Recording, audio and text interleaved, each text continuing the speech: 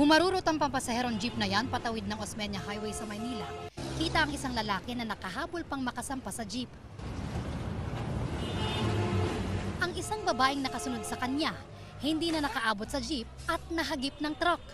Pumailalim ang babae sa truck at naiwang nakahandusay sa kalsada. Ang truck, nagdire-diretso lang ang takbo. Sugatan ng 28 anyos na babae na agad dinala sa ospital.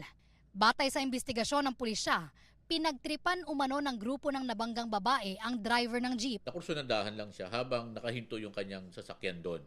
So sa takot niya, pinaharurot niya yung kanyang jeep kahit na naka-red light pa.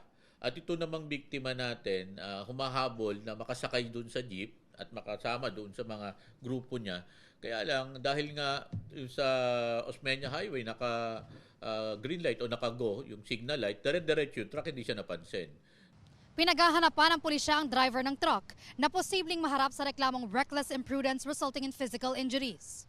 Ang dalawang lalaking 18 anyos na kagrupo umano ng biktima, inireklamo rin ng jeepney driver.